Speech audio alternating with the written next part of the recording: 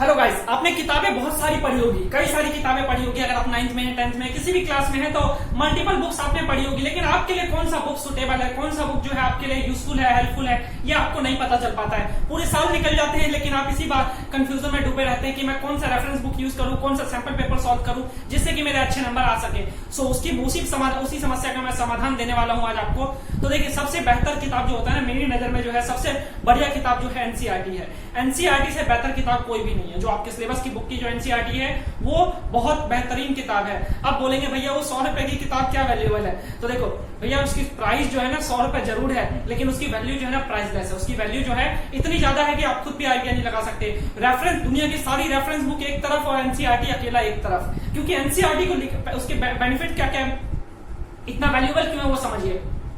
NCERT को लिखने वाले ना कोई एक पर्सन कभी नहीं लिखता। एनसीईआरटी को लिखने वाले ना पूरा का पूरा एक एडिटोरियल का बोर्ड होता है, पूरा का पूरा लगभग जो है अप्रोक्स 30 से 40 के बीच में जो है पूरे के पूरे प्रोफेसर, अलग अलग यूनिवर्सिटीज के प्रोफेसर होते हैं, अलग अलग स्कूल्स के जो है प्रिंसिपल्स होते हैं, वो सारे के सारे जो हाई एजुकेटेड पर्सन है उन्होंने एक किताब लिखी है एनसीईआरटी। तो सोचिए सबने मिलकर इस किताब को लिखी है, तो सबके अलग अलग थॉट्स, अलग अलग वर्ड्स, अलग अलग विजडम्स जो उस किताब के अंदर डालेंगे। और इसके अलावा जो अगर बात करें रेफरेंस बुक की, तो रेफरेंस बुक को लिखने वाले राइटर कितने होते हैं, एक या फिर ज्यादा से ज्यादा दो। तो एक से दो राइटर के वर्ड्स एंड विजडम और इसके अलावा इतने सारे राइटर्स के वर्ड्स एंड विजडम में डिफरेंट तो होगा ना। सो दैट्स व्हाई जो है एनसीईआरटी को मैं प्रेफरेंस देता हूं। अब बच्चों का सवाल ये होता है कि सर एनसीईआरटी का ना लैंग्वेज थोड़ी सी अपने को जस्ती नहीं है, बहुत टफ होती है। हाँ, ये मानता हूं थोड़ा सा जो है एनसीईआरटी की लैंग्वेज आपको जस्ती नहीं होगी। तो उसके लिए आप क्या करेंगे, आप एकदम से मत पढ़िए सारी चीजें, एकदम से सारी चीजें मत पढ़िए। जैसे आपको जो स्कूल में आपका एकेडमिक पीरियड होता है, जैसे हाफ एन आवर का होता है टाइम पीरियड। अब हाफ एन आवर में मेरे ख्याल से मुश्किल से 1 से 2 टॉपिक पढ़ाया जाता है। तो उस 1 से 2 टॉपिक में ना आप ओनली एक टॉपिक पढ़िए। एक टॉपिक रीड किया, रीड करने के बाद जो वर्ड्स है ना उसको हाईलाइट कर लीजिए, जो वर्ड्स है उसको हाईलाइट कर लीजिए। और उसको है ना अपने जो वर्ड्स आपके लिए हैवी था उसको आप अलग से लिखते जाइए, अलग से लिखिए, उसका मीनिंग ढूंढकर जो है आप उसके साथ में लिख लीजिए। और धीरे धीरे कोशिश करिए कि वर्ड्स जो है ना आपके माइंड में आ जाए। कोई भी लैंग्वेज हमें टफ क्यों लगती है, जब उसके बारे में हमें नॉलेज नहीं होता, उसके वर्ड्स के बारे में नॉलेज नहीं होता। सो अगर बात करूं साइंस की, आर्ट्स की, पॉलिटी की, तो किसी भी फील्ड में जाओगे तो उसके जब तक आपके डिक्शनरी के वर्ड्स नहीं आएंगे उसके, तब तक आपका जो है माइंड पावरफुल नहीं होगा, उसके बारे में सोच नहीं पाओगे। सिमिलरली आपके एनसीईआरटी के साथ भी है। एनसीईआरटी में वर्ड्स जो है यूज किया गया ना बहुत ही हैवी वर्ड्स है, जिसकी वजह से आपको समझने में थोड़ा सा समय लेता है। तो देखो समय तो लगेगा, लेकिन अच्छी चीजों को समझने में थोड़ा सा समय ही लगता है। जो आसानी से समझ में आए तो फिर उसमें बात क्या, और जो समझने में थोड़ा सा समय लगे तो सब्र का फल तो मीठा होता है, ये बात तो आप जानते ही हो। सो दैट्स व्हाई एनसीईआरटी को ना ध्यान से पढ़ा करिए। और यही नहीं, एनसीईआरटी के बैक एक्सरसाइज के क्वेश्चन, इनफैक्ट के क्वेश्चन, सारे क्वेश्चन ध्यान से लगाइए। एनसीईआरटी में आपने देखा होगा एक टॉपिक खत्म हुआ उसी के बाद जो है क्वेश्चन दिए रहते हैं। एक टॉपिक खत्म हुआ उसी के बाद इंटेक्स्ट क्वेश्चन ब्लू कलर से क्वेश्चन लिखा रहता है। एक टॉपिक के ऊपर 3 से 4 क्वेश्चन ही होता है, लेकिन वो 3 से 4 क्वेश्चन ही आप बना लेंगे ना तो पूरे कॉन्सेप्ट को हिला देता है, वो पूरे कॉन्सेप्ट को हिला देता है। लेकिन हम क्या करते हैं, हमें जो है जैसे ही मतलब एक क्वेश्चन किया, दूसरा क्वेश्चन नहीं आया, बस पटक दिया, अरे हमारी बस की बात नहीं है, मेरे किस्मत की नहीं है ये चीज, मेरे पल्ले नहीं पड़ेगा। मुझे तो कोई आंसर वाली बुक दो जिसमें मेरा कुछ हो जाए, मुझे कुछ समझ में आना शुरू हो जाए, मैं आंसर देखकर टेप पे लिख दूं और फॉर्मेलिटी के लिए जो है टीचर ने होमवर्क दिया है मैं वो सबमिट कर दूं। तो देखो ऐसा मत करा करो। आपसे अगर 10 क्वेश्चन लगते हैं, मान लो 20 है, 20 में से 10 क्वेश्चन लगते हैं, 10 क्वेश्चन लगाओ और लगाने के बाद जो बाकी के 10 है ना उसको अगली बार ट्राई करो। एक बार में एनसीईआरटी नहीं होगा। कोई सोचेगा कि भाई पहली बार में मैं थियरी भी पढ़ जाऊं, क्वेश्चन भी लगा दूं, तो भाई मुझसे भी नहीं होगा। पिछले लगभग जो है 6-7 सालों से मैं टीच कर रहा हूं, तो उस 6-7 साल के टीचिंग करियर में जो है आज तक जो है मेरे से भी अगर अभी भी बोला जाए ना कि भाई एक बार में जो है पूरी की पूरी एनसीईआरटी रीड कर लो और उसके बाद क्वेश्चन भी लगा लो, नहीं होगा। बेशक से आता होगा, थक जाऊंगा, क्योंकि थोड़ा सा जो है बोरिंग है, मतलब कह सकते हैं, बोरिंग तो नहीं कहेंगे लेकिन मतलब एक टाइम के बाद है ना थोड़ा सा एग्जॉस्ट हो जाते हैं। सिमिलरली आपके साथ भी होगा। तो आप क्या करिए, उसको स्लॉट्स में डिवाइड कर दीजिए। जैसे चैप्टर में एक चैप्टर को एक साथ मत पढ़िए, उसको अलग अलग पार्ट्स में डिवाइड कर दीजिए। जैसे मान लीजिए 10 टॉपिक है, अब उस 10 टॉपिक को कम से कम 4 पार्ट में डिवाइड करिए। 4 पार्ट में डिवाइड करिए और उसको कोशिश करिए कि 4 घंटे में पढ़े। अगर मान लो 10 टॉपिक है ना, उस 10 टॉपिक को 4 घंटे ना सही, बेशक से 2 घंटे में ही पढ़ेंगे, तो हाफ ऑफ आवर का स्लॉट बांटिए। अब हाफ एन आवर में अगर मान लीजिए 2 टॉपिक पढ़ा आपने, उस 2 टॉपिक से रिलेटेड ही क्वेश्चन सॉल्व कर लीजिए साथ के साथ। उस 2 टॉपिक से रिलेटेड ही क्वेश्चन सॉल्व कर लीजिए, चाहे इंटेक्स्ट से क्वेश्चन करिए, बैक एक्सरसाइज बेशक से छोड़ दीजिए। अभी इंटेक्स्ट के लगा लिए, इंटेक्स्ट के लगाते जाएंगे, आप थियोरी पढ़ते जाएंगे, तो उससे क्या होगा कि जो आपने पढ़ा है ना वो आपके ऊपर इंप्लीमेंट हो जाएगा। सोचो कि हमने कॉन्सेप्ट सीख लिया लेकिन उसका इंप्लीमेंट नहीं करना सीखा तो उसका कोई यूज नहीं है, क्योंकि जब तक ज्ञान जो है अंदर तो आ गया लेकिन उसको एक्सप्रेस करना नहीं आया, तो फिर एग्जामिनर मार्क कैसे देगा, और वो एक्सप्रेस करना कब सीखोगे, जब खुद से क्वेश्चन लगाओगे।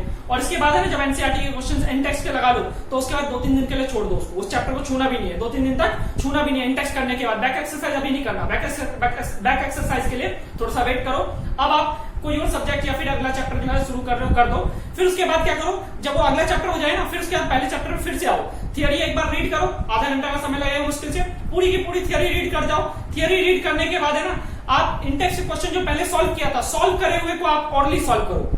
ऑलरेडी सॉल्व करना है, थियोरेटिकली लास्ट टाइम का याद करना, अच्छा मैंने इसमें ये किया था, अच्छा मैंने इसमें ये किया था, अच्छा इसमें मुझे डाउट था, एक बार फिर से बना लेता हूं, जिसमें डाउट था उसको दोबारा बना लीजिए, जो आपका एक बार में हो गया था उसको बस खाली रिकॉल कर लेना है। देन उसके बाद बैक एक्सरसाइज पे बैठिए, और अब की बार जो है ना, बैक एक्सरसाइज के कुछ क्वेश्चन होने शुरू हो जाएंगे, ज्यादा नहीं होंगे, थोड़ा सा अटकोगे, लेकिन ऐसा होगा कि आपको लगेगा कि हाँ मैंने कुछ पढ़ा हुआ है। फिर उसके बाद उसमें जितने बनते हैं ठीक है, जितने नहीं बने उसको फिर से लिख के रख लीजिए, टीचर से फिर उसको डाउट में डाल दीजिए, उसको डाउट में डाल दीजिए, टीचर से पूछ लीजिए। टीचर से पूछने के बाद है ना, उसको साथ के साथ बना लीजिए, एक बार साथ के साथ जो है इसको सॉल्व करिए, ये हो गया आपका। देन उसके बाद आफ्टर सम टाइम जो है ना, 1-2 महीने बाद फिर से उसको सॉल्व करना आपको, और जो क्वेश्चन आपके डाउट में थे ना, उसको मार्क करके अलग लिखना है, एक नोटबुक बना लीजिए, उसमें ना डाउट के क्वेश्चन अलग से लिखने हैं। सो ये क्वेश्चंस कैसे सॉल्व करने हैं, ये मैं अगली बार फिर से एक लेक्चर में, सेपरेट लेक्चर में भी बताऊंगा डिटेल में, और एनसीईआरटी की बुक रीड कैसे करना है ये भी बताऊंगा। अभी तो मैं बातचीत बस ये कर रहा था कि कौन सी बुक आपके लिए बेहतर है। सो आपके एनसीईआरटी की वैल्यू आपको बताने की कोशिश किया।